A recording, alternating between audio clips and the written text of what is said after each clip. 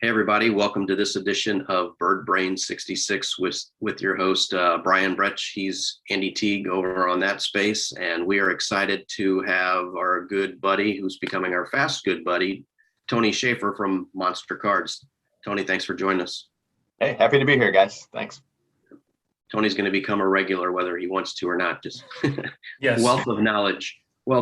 So everybody, today we're going to take a little bit of a different twist to our show. No team set review, but we're going to talk about something that's really near and dear to all three of our hearts, and that is the recent announcement that Topps has lost its licensing agreement with both the Major League Baseball Players Union as well as the teams, which means it's kind of twofold in terms of Topps losing its ability after 70 plus years to print baseball cards. So I'm going to start with you, Andy. Just give us a quick, your first quick take when, where you were at and, what your initial thoughts were, and then we'll get into, other thoughts on the deal.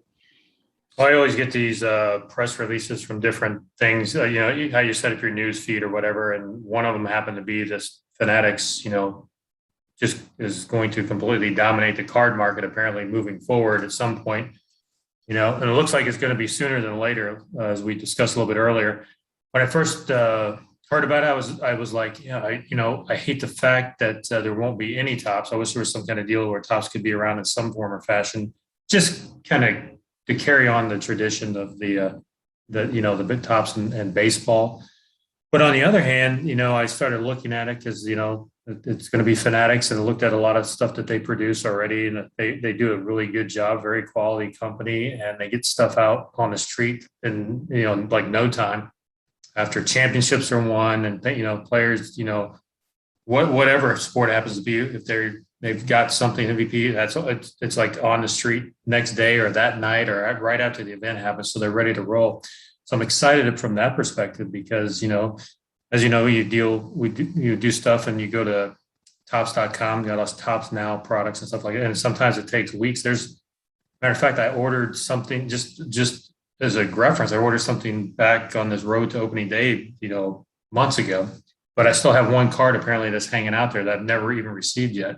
So it's like, maybe they'll be able to a little bit quicker on the draw as far as getting product, out to the folks. And hopefully they can make it. The one thing I really want to see is make it more affordable for kids and make it more affordable for new collectors into the market, because without that, it will die down apparently. Or eventually, because you got to have new people coming into it and, they get excited about it. And especially with a lot of the retailers now taking that stuff out of the stores and going online only. You can't just go take your kids somewhere and pick up a pack of cards anymore. It's just impossible. So I think that's kind of a tragedy of the business right now. And so that's my thoughts on it. And Tony, you bring an interesting perspective. That's why we definitely wanted you to come back on the show. Being a buyer and seller of all sports cards through Monster Cards. What was your first take, first of all? And then I'm sure you probably got on the phone or maybe through some text messages or emails. Tell us what you thought, and then tell us what some of your seller buyer buddies, what do you guys have talked about? Sure. Obviously, it's a seismic shift, and that's why we're here talking about it tonight. I think it took a minute to set in with me, to fully comprehend it. And my initial thought was, oh, well, Topps is going to be able to produce cards without logos, team logos and team names. And then I got into the nuts and bolts of the deal and found out, 2022, Topps can't use player likenesses, per their agreement with the MLBPA. And so then it's like, well, is the Topps brand going to go away completely in baseball?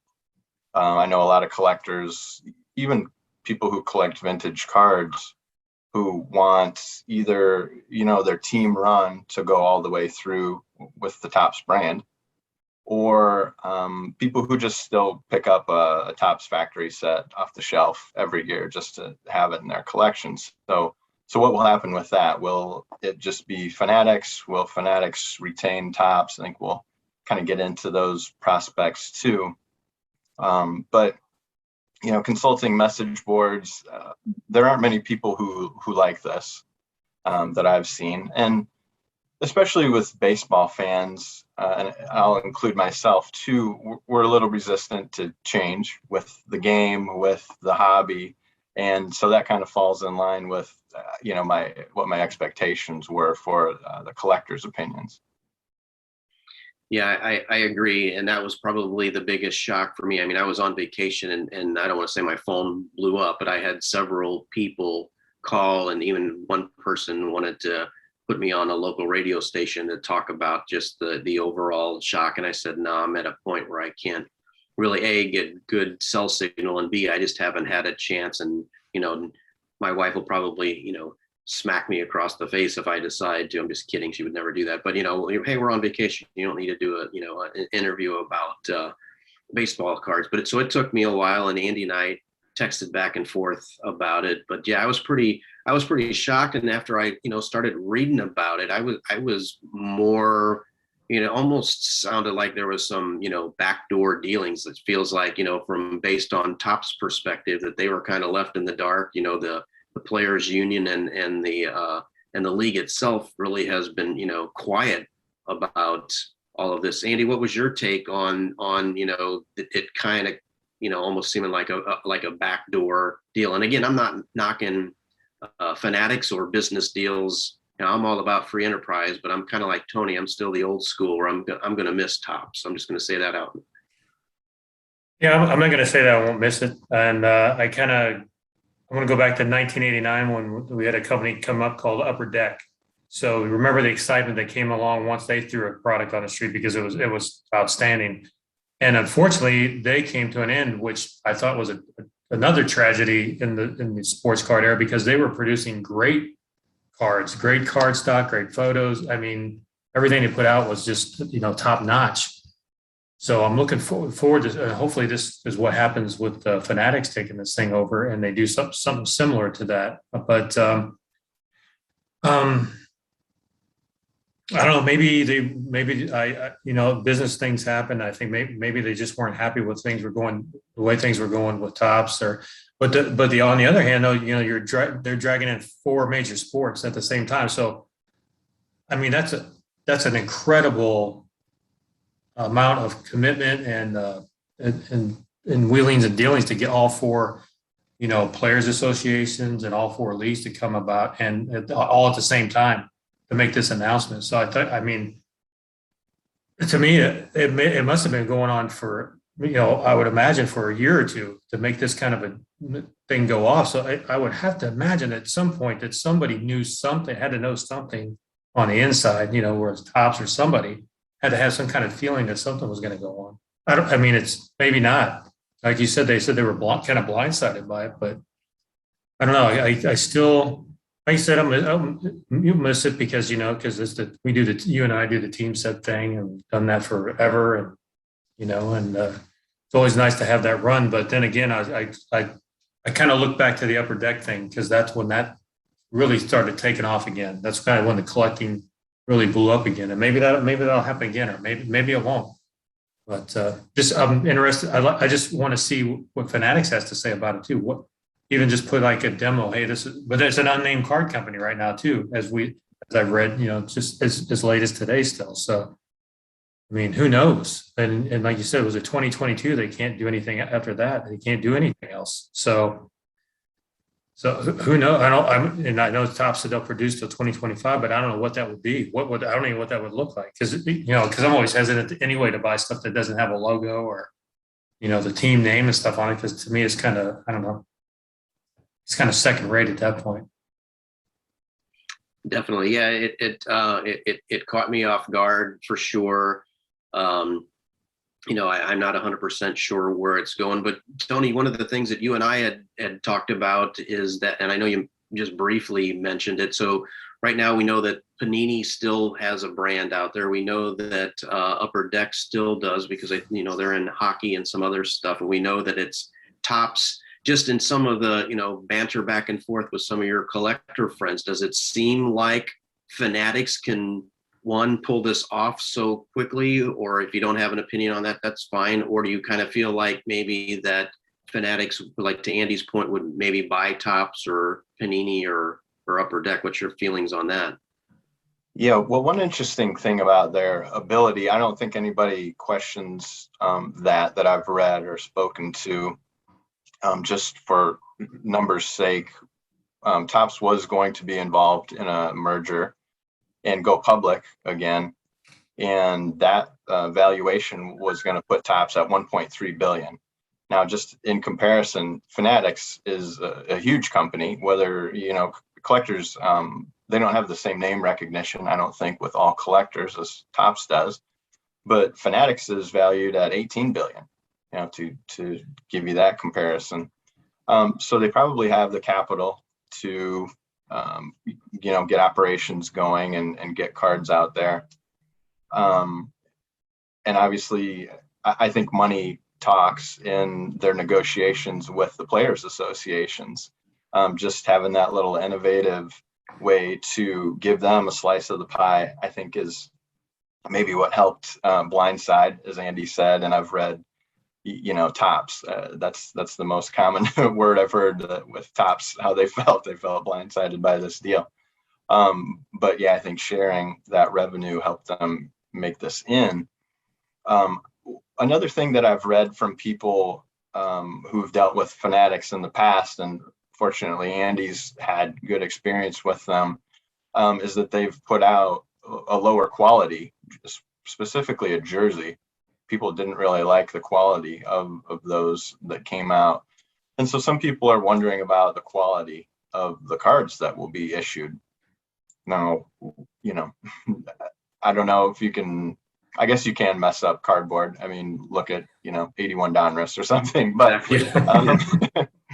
Exactly. And they might be more innovative. They might have NFTs or who knows what. Yeah, will they potentially buy Topps? Will Topps be devalued after this? I know we talked about the existing licenses that Topps has, and maybe they won't be easy pickings, but some people have speculated that Topps value will decrease to the point where Fanatics would be able to buy them. And then assuming that, do you assume that Fanatics then keeps the Topps brand going and the flagship set and maybe something like Heritage that seems to be really popular as well?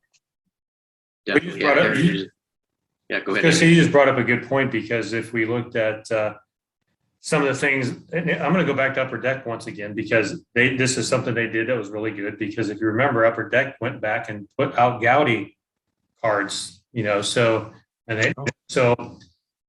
to me, maybe that's what you're talking about. Maybe that's what they'll do. They'll continue something, that kind of historical run of cards, that was done in the past by Upper Deck. I said, I always really liked Upper Deck, the product, because I think they did a good job, and they did a good job incorporating some of the older card sets like Gaudi out there. They brought that kind of stuff back. And actually Panini does a good job of that too, because they brought out, they did like the long gum and stuff. They've had inserts in there, and those are really cool as well. Unfortunately, they're not, licensed to have the emblems and stuff on the hats and stuff, but they still done a good job at that. So I would look forward to that kind of stuff happening and actually have everything licensed. So you have a nice licensed product. So, maybe we'll have that moving forward.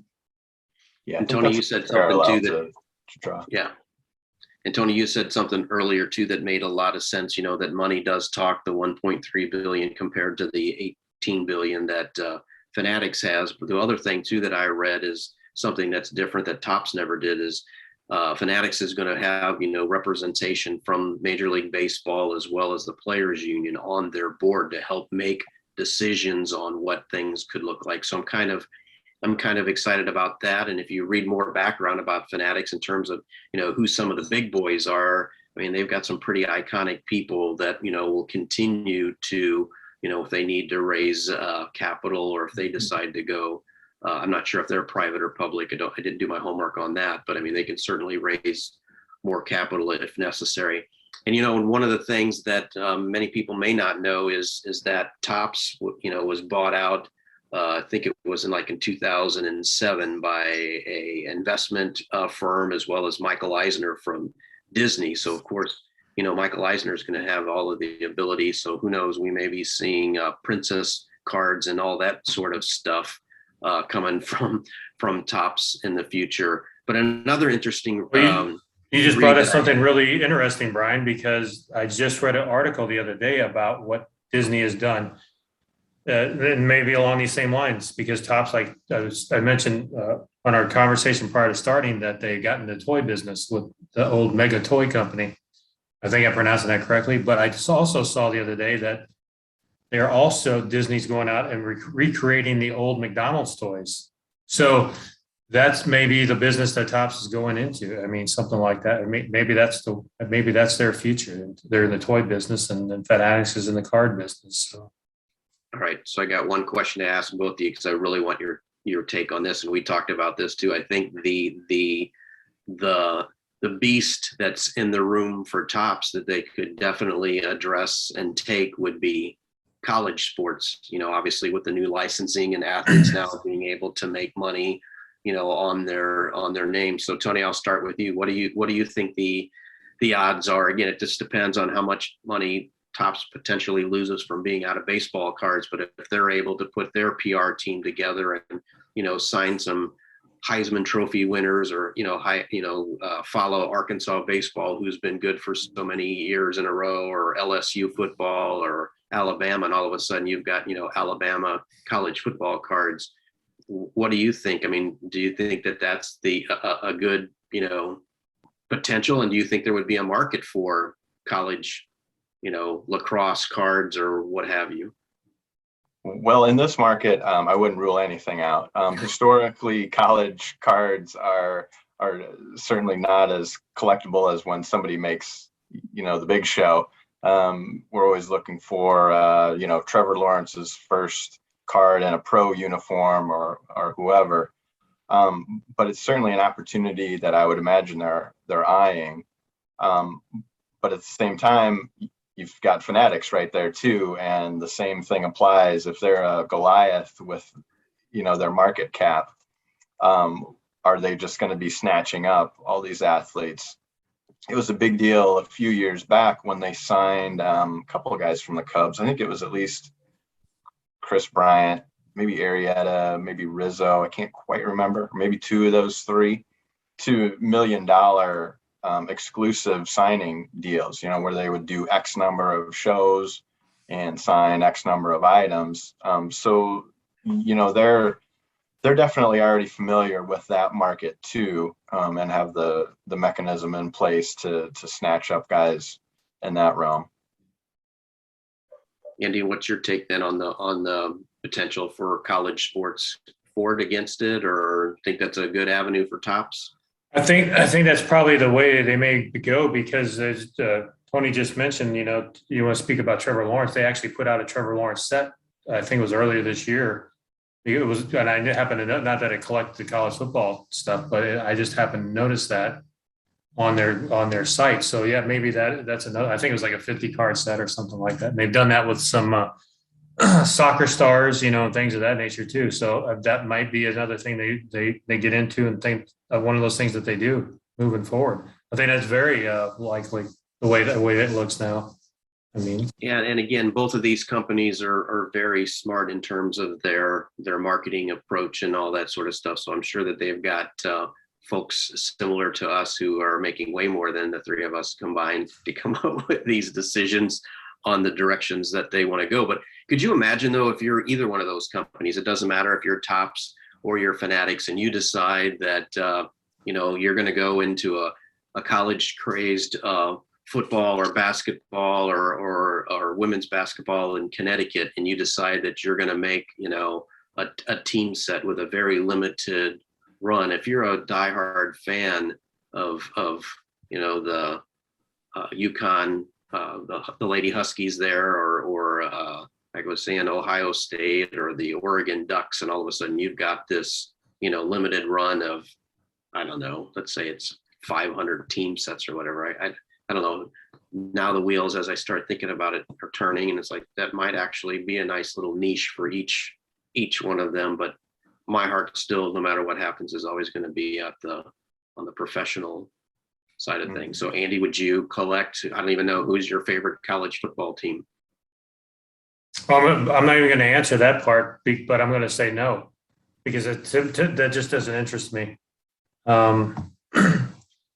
Even if it was college baseball, I mean, do I watch College World Series and things of that nature? Yep, sure do. But I just, like Tony's point, you're waiting for him to get to the big show, because that's it. That's the ultimate right there. That's what we're waiting on. Most people aren't going out and collecting minor league cards even now, unless they happen to have like a favorite player. Maybe that's probably the only time something like that ever takes place. But Ryan, you and I have collected Cardinal cards for almost 50 years now, and it's like I'm not going out and looking for the old Louisville Redbirds or anything like that.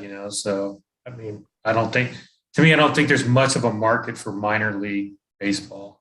I mean, that college sports probably, as far as football, yes, but baseball, I don't know.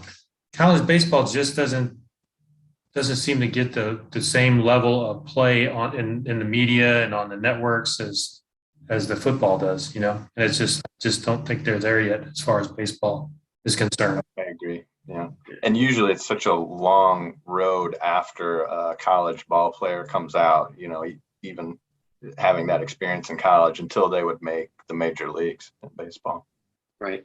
And Tony, does this put you, and again, I'm just playing, being pessimistic here for just a second, because I know you've always been a vintage guy, and you and I have talked about this prior to our shows, and that about, some of the new stuff seems like anymore that it's a little bit more hotter than some of the vintage stuff. Does this, depending on if either one of them goes to college sports, does this kind of force your hand, so to speak, in terms of how you really rethink what you may do, or are you just always going to still concentrate on all the vintage stuff? Yeah, that's a good question. And I think I would probably stick with vintage. I may dabble here or there with some, bigger stars, but it's such a different world, than what I'm in. I think Andy's discussion about Upper Deck has another interesting parallel with when they came out in 1989. They were in the middle of this, if you want to call it a, junk era, but a boom, the 87 to 91 boom. And look what we have now is another boom in the hobby. So for Fanatics to step in right now, I think that's interesting. Definitely. I think to your point too, Brian, you said they got a lot of people a lot smarter than us, and and they're going to bring in all the experts. I'm sure they've got people working around the clock to figure this thing out, and probably bringing in people from Topps, Upper Deck, maybe some older card companies, and trying to figure out what works best, what doesn't work best, it's I think it's going to be pretty cool moving forward. Again, I'm going to say, yeah, you'll miss Topps. You'll miss to be able to keep that series run going, because it's been going on for 70 years. And but like everything changes. I guess when I first heard it, it made me feel like my childhood was ripped out of me or something at first. Then I started looking at maybe some of the positives, and I went and looked at, and that's why I kept saying I'd go back to the Upper Deck thing, because I was like, when I first saw that foil pack come out in 89, I was like, and if you remember, I think it was like $1 or something per pack. It was something crazy at the time. And you're like, nobody's going to pay for these cards because it's too expensive. And then everybody bought those because it went out of control. So who knows? I mean, I think the future is pretty bright for the card collecting community and sports cards in general. Yeah, I would agree. I'm cautiously optimistic. I like how you said it did rip my heart out when I first heard about it, and then like I said earlier, I got a phone call. Hey, do you want to talk about this now? I'm on vacation, so anyway, I'll see what happens. But I'm looking up at the clock, and we're starting to wind down. Yeah. So Tony, any quick closing thoughts? Because again, I want you to be able to promote Monster Cards. Oh, thanks. I guess real quickly, do you guys still collect the Topps team sets? Yes. Up to the present? And so yes. Let's just say Topps disappeared. Would you just start with the Fanatics then? Yes. Yeah. Yes. Yeah. What maybe they would put in an Adam Wainwright for you guys, so you have to. Well, I mean, Make please sure. do, because that's been a source of contention for Brian and I with Top. Maybe that's why this happened, because of the That's ultimately what sunk Tops, right? right. Yeah. Our demise of our show, Tony, will be when Andy and I dedicate a whole show to, our bitterness to Tops 2000 and whatever, because there's no Adam Wainwright card in there. So thanks for bringing that up. You know how to get us wound up. You guys will both be wearing Fanatics hats in no time. Yeah. Yes. Exactly.